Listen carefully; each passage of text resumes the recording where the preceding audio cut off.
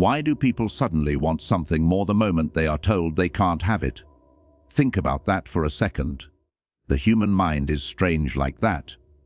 The harder you push, the harder it pushes back. The more you demand, the more resistance you create. This isn't weakness, it's psychology. And once you understand this truth, you stop fighting people and you start understanding them. Most people believe influence comes from force, from strong words, from pressure, from being louder, smarter, or more dominant. But real influence works in the opposite direction. It moves quietly. It doesn't announce itself. It doesn't demand obedience. It allows the other person to feel free, even while being guided. This is where reverse psychology lives. Not as a trick, not as manipulation, but as a reflection of how the human mind protects its independence. Every person carries an invisible shield around their ego. The moment they feel controlled, that shield activates. Logic shuts down, emotion takes over, pride rises, and even good advice begins to feel like an attack. This is why people reject help they actually need. This is why they ignore warnings they secretly agree with. This is why the mind chooses rebellion over reason.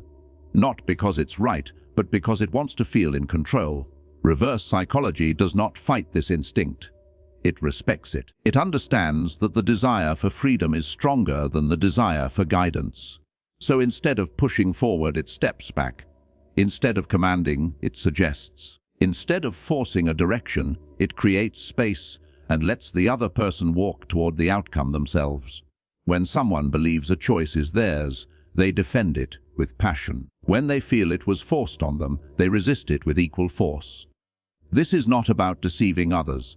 This is about seeing reality clearly. Influence is not about overpowering minds. It is about understanding how minds already work. The strongest people in the world are not those who control others directly. They are the ones who control themselves first. They remain calm when others react. They stay silent when others argue. They don't rush to prove a point. They allow human nature to reveal itself. But here is the danger. Knowledge like this cuts both ways. Used with awareness, it builds respect, trust, and connection. Used without restraint, it becomes manipulation. And manipulation always comes with a cost. You may win a moment, but you lose credibility. You may gain control, but you lose loyalty. That is why this knowledge must come with caution. Power without discipline destroys the person who holds it. Reverse psychology works because people want to feel intelligent. They want to feel independent. They want to believe their decisions come from within. When you threaten that belief, you trigger resistance. When you protect it, you trigger cooperation. This is why calm people feel powerful. This is why detached individuals seem attractive. This is why silence often speaks louder than words. The mind fills empty space on its own, and often in your favor. The laws you are about to learn are not about controlling others. They are about mastering interaction. They teach you when to step back instead of forward. When to stop explaining. When to let someone experience the weight of their own choice. They show you how restraint can be more persuasive than effort. How patience can be more effective than pressure. How awareness can outperform aggression. If you've ever felt ignored, resisted, or misunderstood, this knowledge matters. If you've ever wondered why doing the right thing didn't bring the right response, this will change how you see people. You will stop taking resistance personally. You will stop trying to win every argument. You will start observing patterns instead of reacting to emotions. And that shift alone will elevate your presence. There is a reward waiting for those who stay until the end of this journey. Not just information, but clarity. Not just tactics, but self-control. By the final law, you will see human behavior differently. You will notice reactions before they happen. You will feel less emotional and more grounded. And most importantly, you will understand when not to use power, because the highest form of influence is knowing when to step away. This is not about becoming cold or distant. It is about becoming centered. When you stop chasing control, control often comes to you. When you stop forcing outcomes, outcomes align naturally. Reverse psychology begins with one simple truth: people don't want to be led. They want to feel like they chose the path themselves. And once you understand that, you stop pushing doors that open on their own. Once you accept that people want to feel free, everything about human behavior starts to make sense. Resistance is not random, it is automatic. The moment someone feels pushed, their mind shifts from listening to defending. Even before they understand what is being asked of them, they feel the pressure, and that pressure triggers a reaction. This reaction has a name in psychology. It is called reactance. But you don't need a label to recognize it. You've felt it before. Someone tells you what to do, even with good intentions, and something inside you tightens. You feel smaller, cornered, controlled, and suddenly the idea itself becomes less important than protecting your independence. This is not stubbornness, it is self-preservation. The human ego is designed to protect identity. When someone gives direct orders, the ego hears one message: you are not in control.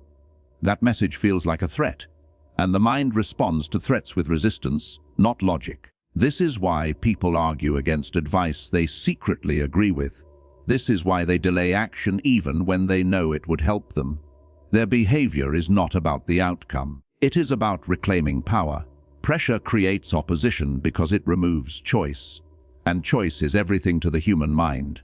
When choice disappears, cooperation disappears with it. You can present the most logical argument in the world, but if the person feels cornered, logic won't reach them. Emotion takes over.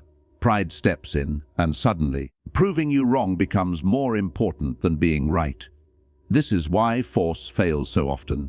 Not because it lacks strength, but because it attacks the wrong layer of the mind. Force speaks to behavior. Influence speaks to identity. When you try to control behavior directly, you trigger defense. When you respect identity, behavior changes naturally. People move toward what preserves their self-image. They move away from what threatens it. Direct control also exposes insecurity. The louder the command, the weaker it often feels. The more someone explains, the more they reveal doubt. True authority is calm. It doesn't chase agreement. It doesn't fear disagreement. It allows others to feel capable, even when being guided. And that calm confidence lowers resistance without saying a word. This is why subtlety is powerful. When a suggestion feels optional, the mind relaxes. When an idea feels self-discovered, the ego embraces it. People protect what they believe came from them. They invest energy into defending it. They commit emotionally. This is why indirect influence outperforms direct pressure over time. It aligns with human nature instead of fighting it. Another reason people resist control is fear of judgment. When someone tells you what to do, it implies you were wrong before. That implication hurts pride, so instead of improving, people defend their past choices. They justify, they explain, they resist. Not because they don't want to grow, but because growth feels like an admission of failure. Reverse psychology removes that threat. It allows change without humiliation. Understanding this changes how you interact with everyone. You stop trying to convince, you stop repeating yourself, you stop pushing for validation. You observe, you listen, you allow space. And in that space, people reveal their true motivations.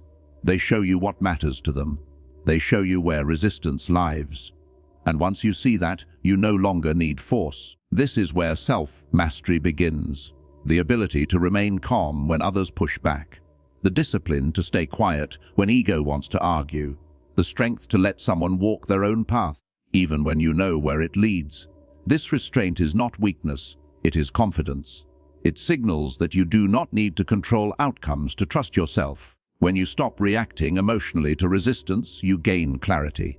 You realize that most opposition is not personal, it is automatic. And once you stop taking it personally, you stop escalating situations that never needed conflict in the first place. You become harder to manipulate, harder to provoke, harder to destabilize. People are drawn to those who don't force anything. They feel safe around them, respected, understood. And in that environment, influence grows naturally. Not because it is demanded, but because it is welcomed. This is the foundation of reverse psychology, not tricks, not games. Awareness. When you understand why people resist, you no longer fight resistance. You guide around it. You work with human nature instead of against it. And that shift changes the way you speak, the way you listen, and the way you lead. Because real power doesn't come from making people obey. It comes from making them feel free while choosing the direction you already understand. Once you understand why resistance exists, the next step is learning how to move without triggering it. Influence does not begin with action, it begins with restraint.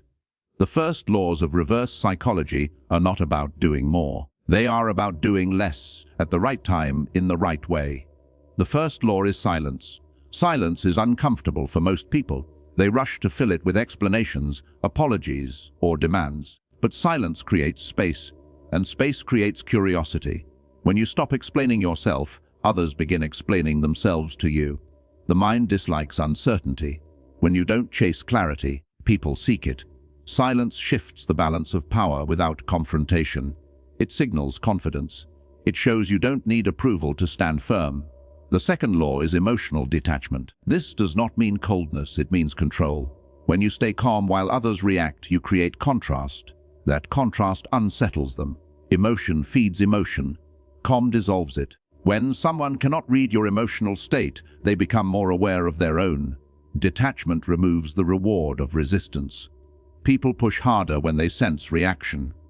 When they don't get it, the push fades. The third law is strategic indifference. This is one of the most misunderstood forms of influence. Indifference is not neglect. It is choosing not to chase. When you stop trying to prove your value increases. The human mind assigns worth to what is not easily available. The moment you stop needing a response, others feel the need to respond. Indifference restores balance when effort has been one-sided. The fourth law is stepping back instead of leaning in. Most people move closer when they feel distance. They explain more, they try harder, they overextend. But pulling back activates the opposite response. It creates a vacuum, and nature hates a vacuum. When you remove pressure, others move forward on their own. This is not manipulation, it is alignment with human instinct. People want what feels voluntary. The fifth law is restraint. Restraint is the discipline to stop when ego wants to continue. It is knowing when to end a conversation, when to stop arguing, when to let a moment pass. Restraint communicates strength without words. It shows that you trust timing, that you don't need immediate outcomes, and that patience is part of your identity. This law separates reactive minds from powerful ones. These laws work together because they target the ego gently, not aggressively. They don't challenge identity, they protect it. And when identity feels safe, behavior shifts naturally. People become more open, more curious, less defensive. You are no longer fighting their resistance. You are allowing it to dissolve on its own. What makes these laws powerful is that they start internally. You cannot fake silence if you are anxious.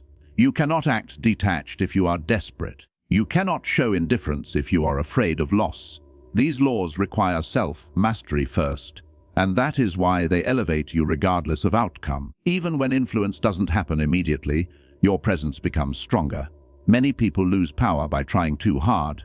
They over-explain. They overshare. They overcorrect. They believe effort equals value. But effort without awareness creates noise, and noise creates resistance. The calm mind speaks less and is heard more. The grounded presence doesn't chase attention and therefore attracts it. When you apply these laws, you begin to notice subtle shifts. Conversations slow down. People listen more carefully. Reactions soften. You feel less tension, less urgency, less need to control the direction. And in that stillness, influence begins to grow. Not because you forced it, but because you allowed it. This is why true confidence feels quiet. It does not announce itself. It does not seek validation. It simply exists. And others feel it. They respond to it. They move toward it. Reverse psychology, at its core, is not about others. It is about who you become when you stop trying to dominate outcomes. Master these first laws and something important changes. You stop needing to win every moment. You stop fearing resistance. You stop reacting to every signal. And that inner stability becomes your greatest advantage. Because the person who can remain calm, silent, and restrained in a reactive world already holds power without ever demanding it. Once restraint becomes natural, influence shifts to a deeper level. You are no longer just removing resistance. You are redirecting it. The next laws of reverse psychology do not fight opposition, they use it. Because resistance, when understood, is not an obstacle. It is energy, and energy can be guided. The sixth law is strategic agreement. This feels counterintuitive. When someone pushes against you, the instinct is to push back. But opposition feeds opposition. Agreement disarms it. When you calmly agree with part of what someone says, their guard lowers. Their mind relaxes. They stop fighting. Agreement does not mean surrender. It means choosing alignment over conflict. When people feel heard, they stop shouting. When they stop shouting, they start thinking. The seventh law is allowing defiance. This law requires confidence. When someone resists, let them. Do not rush to correct them. Do not try to win immediately. People often need to test their independence before they can accept guidance. By allowing defiance, you give them ownership of their stance. And once they own it, they also own the consequences. Experience teaches faster than words ever could. This law separates those who trust control from those who trust growth. When you stop interrupting someone's process, they feel respected, and respect opens doors that force never will. Sometimes the most powerful move is to step aside and let reality do the convincing for you. The eighth law is planting ideas, not instructions. Direct orders create walls, ideas create roots. When you frame a thought as a possibility instead of a command, the mind explores it instead of rejecting it. The key is subtlety. You don't insist, you mention, you don't repeat, you allow time. The human mind continues conversations long after words stop. What feels like a small suggestion today can become a firm belief tomorrow. People are more committed to ideas they believe they discovered themselves. They defend them. They act on them. They feel proud of them. This is why indirect influence lasts longer than direct control. You are not managing behavior, you are shaping perspective. The ninth law is understanding ego momentum. Once someone takes a stance, even a small one, their ego wants consistency. They move in the direction they started. This is why timing matters. If you push too early, you create resistance. If you wait until momentum exists, guidance feels natural. Patience becomes a strategic advantage.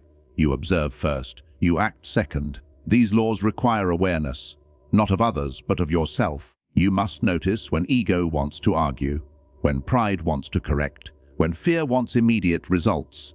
The moment you react emotionally, you lose leverage. The moment you remain centered, you gain it. Using opposition as leverage is not about manipulation. It is about respect for human autonomy. People want to feel capable. They want to feel intelligent. They want to feel in control of their choices. When you honor that desire, cooperation increases without effort. This level of influence also protects your energy. You stop exhausting yourself trying to convince those who are not ready. You stop repeating truths to closed minds. You stop carrying responsibility that was never yours. And that emotional discipline strengthens you. You become less reactive, more grounded, more selective with your words. When people sense that you are not trying to dominate them, they become curious. When they sense you are not threatened by disagreement, they relax. When they realize you trust their ability to think, they begin to trust you. And trust is the real currency of influence. But here is the line that must never be crossed. Using these laws without integrity turns influence into control. Control may work briefly, but it always creates resentment. And resentment never forgets. True power is sustainable. It leaves people stronger, not smaller, more aware, not dependent. When you guide without force, you create allies, not followers. You create respect, not fear. And you maintain your own clarity. Because the greatest advantage of mastering reverse psychology is not what it allows you to do to others, but what it prevents others from doing to you. At this level, you are no longer reacting to behavior. You are reading motivation. You are no longer chasing outcomes. You are shaping environments, and in that space, influence becomes calm, ethical, and lasting. Once you learn to redirect resistance, the final set of laws begins to reveal the true weight of influence. These are not tactics for quick wins. They are principles for lasting impact. They remind us that power is not just about what you can make others do. It is about what you choose to do with what you know. Influence without responsibility is a trap, and awareness of consequence is the mark of mastery. The 10th law is intention. Every action has a ripple effect, whether visible or hidden. When applying reverse psychology, clarity of purpose is essential. Ask yourself, why am I guiding this person? To help them, to benefit myself, to dominate. Pure intention aligns influence with integrity. Influence without intention is manipulation disguised as insight. The mind senses inauthenticity. People resist not just ideas, they resist agendas. When your actions are intentional, subtlety becomes powerful. The path is clear, and your energy is aligned. The 11th law is ethical awareness. Knowledge of the mind is a privilege. It allows you to see patterns others cannot. But privilege without ethics becomes dangerous. These laws are not meant to coerce. They are meant to inspire cooperation while respecting freedom. The moment influence violates morality, trust is lost. And once trust is gone, no law can regain it. Respecting ethics ensures influence builds bridges instead of burning them. True influence uplifts. False influence dominates. One lasts, one collapses. The 12th law is restraint in application. Just because you can use influence does not mean you should. Timing and patience are essential. Not every idea needs pushing. Not every situation needs correction. The mind resists when overwhelmed. Even the most skilled practitioner fails if they ignore timing. Knowing when to act and when to step back is the hallmark of wisdom. Restraint transforms knowledge into power that endures. Overreach transforms power into conflict that destroys. The 13th law is foresight of consequence. Every action, subtle or overt, has a chain of effects. When guiding behavior, you must consider not only immediate results but long-term outcomes. Influence may bring compliance today but resentment tomorrow. Misapplied knowledge can fracture relationships, reputations, and even personal integrity. Seeing beyond the present moment ensures that power is used to create alignment, not discord. True mastery balances influence with foresight, patience, and care. These final laws tie all the earlier principles together. Silence, detachment, indifference, patience, and strategic use of opposition are tools. But intention, ethics, restraint, and foresight are the compass. Without them, influence becomes reckless. With them, influence becomes enduring. Knowledge of the mind is not enough. Character defines the impact. The more disciplined and conscious your mind, the more powerful your influence becomes. Mastering these laws also changes how you see yourself. You no longer measure strength by how much you can control others. You measure it by how much you can control yourself. How well you navigate tension without reaction. How often you choose patience over impulse. How consistently your actions align with integrity. These are not lessons about others, they are lessons about you. Influence is a mirror. How you wield it reflects who you truly are. By embracing these principles, you transform relationships, conversations, and environments. People no longer feel pressured, they feel guided. They no longer feel coerced, they feel respected. They begin to trust you not because they have to, but because they want to. And trust is the most powerful currency in human interaction. It opens doors that tactics alone can never reach. It creates loyalty that lasts longer than any immediate gain. This is why caution is vital. Reverse psychology is powerful, but its misuse leaves scars. When you guide without ethics, restraint, or foresight, influence collapses into manipulation, and manipulation creates resistance far stronger than any natural defense. The difference between lasting influence and fleeting control is always the choice to act consciously. The mind that observes first and acts second never loses its balance. The mind that acts impulsively loses everything.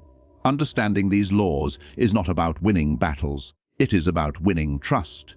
Not about forcing behavior, but fostering alignment. Not about proving power, but cultivating presence. When applied with intention and ethics, reverse psychology becomes a tool for connection, not coercion. When ignored, it becomes a weapon that hurts both the wielder and those around them. At this stage, the mastery of reverse psychology is no longer about techniques. It is about character. It is about using awareness to navigate human behavior with wisdom and respect. It is about influencing without controlling, guiding without forcing, and achieving results without compromising integrity. And once this understanding becomes natural, you realize that influence is never about making others bend. It is about shaping the environment in which choices are made freely, wisely, and consciously. This is the true power of knowing how the mind works, the ability to act with awareness, the discipline to choose restraint, and the wisdom to leave a lasting positive impact on everyone you encounter. Once you understand the laws, you begin to see that influence is not about forcing outcomes. It is about creating conditions where the right choices feel natural. The ultimate power is subtle, patient, and invisible. People often chase control, believing dominance equals success. But true mastery is quiet. It does not demand attention. It does not seek instant results. It grows in patience, awareness, and careful timing. When someone resists, it is not a challenge to be conquered. It is an opportunity to observe. Resistance reveals priorities, fears, and desires. It shows what the mind values most. The moment you stop reacting emotionally, you gain insight. The moment you stop rushing, you gain clarity. Influence begins not with action, but with observation. The more you understand the hidden motivations of people, the more naturally guidance becomes possible. People are drawn to calm, grounded presence. When someone is reactive, they invite others into chaos. When someone is centered, they attract focus and cooperation. Reverse psychology works best in that calm space. The mind is far more receptive when it does not feel attacked. Subtlety trumps force. Awareness trumps authority. And patience trumps urgency. Influence is about shaping perception, not imposing it. Timing remains critical. Ideas suggested too early often fail. Ideas pushed too hard invite resistance. But when the mind is ready, even a small suggestion becomes a seed that grows naturally. That is the essence of guiding without pushing. It is giving people the space to arrive at answers themselves, while quietly nudging them toward growth. The most effective guidance is almost invisible, yet it shapes decisions profoundly. Another key principle is humility in application. Knowing the mind's tendencies does not make you superior. It makes you responsible. Influence without humility quickly becomes manipulation, and manipulation, no matter how skillful, erodes trust. True power is exercised with awareness of its impact. You must constantly ask yourself, am I lifting others or bending them? Am I creating understanding or dependency? Your answers define the long-term effect of your actions. Self-mastery is inseparable from influence. A mind that reacts impulsively cannot guide another effectively. Anger, impatience, and frustration amplify resistance. Calmness, patience, and neutrality reduce it. By mastering your own responses, you gain access to the natural flow of others' behavior. You become like a river, shaping the landscape gently but consistently, rather than a hammer that smashes everything in its path. Respecting freedom is equally essential. People resist when they feel controlled because independence is central to identity. Reverse psychology works because it honors that independence. It does not remove choice. It simply presents possibilities in a way that allows the mind to choose willingly. When people feel autonomous, even subtly, their engagement and commitment increase. When they feel coerced, even slightly, their resistance hardens. Observation, restraint, timing, and humility together create influence that is ethical, effective, and lasting. Every interaction becomes a chance to understand rather than to dominate. Every resistance becomes an insight rather than a threat. And every choice becomes a reflection of shared understanding rather than imposed authority. This is the ultimate reward of learning these laws: clarity in relationships, consistency in results, and strength in character. One of the most important realizations at this stage is that influence is not a measure of how much control you can exert, but of how much awareness you can maintain. When you observe without reaction, when you act without forcing, when you guide without demanding, you create an environment where others naturally align with what is best for them, and often for you too. Influence becomes effortless because it works with human nature instead of against it. This is also why reverse psychology is a double-edged sword. Knowledge alone is tempting. Power can feel immediate, but without discipline, timing, and intention, it destroys connection. The laws are powerful precisely because they respect autonomy. Using them recklessly is like holding fire in your hands. Skillful use brings warmth and light. Careless use burns and scars. Understanding this principle separates temporary gain from lasting mastery. In the end, the highest application of these laws is not about manipulating others. It is about elevating them while maintaining your own balance. It is about observing deeply, acting consciously, and stepping back when necessary. It is about patience over pressure, clarity over chaos, and presence over persuasion. Influence becomes a reflection of inner mastery. The more controlled, aware, and ethical you are, the more naturally others respond. Mastery is measured not by obedience but by trust, not by compliance but by respect, not by temporary control but by lasting alignment. And when influence is applied this way, it transforms not just interactions, but perspectives. People feel guided without feeling dominated. Decisions feel self-directed even when shaped by insight. And relationships flourish because choice, respect, and understanding have replaced coercion, force, and frustration. This is the true reward of learning to guide without forcing. The ability to shape outcomes, uplift others, and maintain integrity, all at the same time. Influence becomes not a weapon, but a skill of the mind, a reflection of character, and a force for positive connection in every area of life.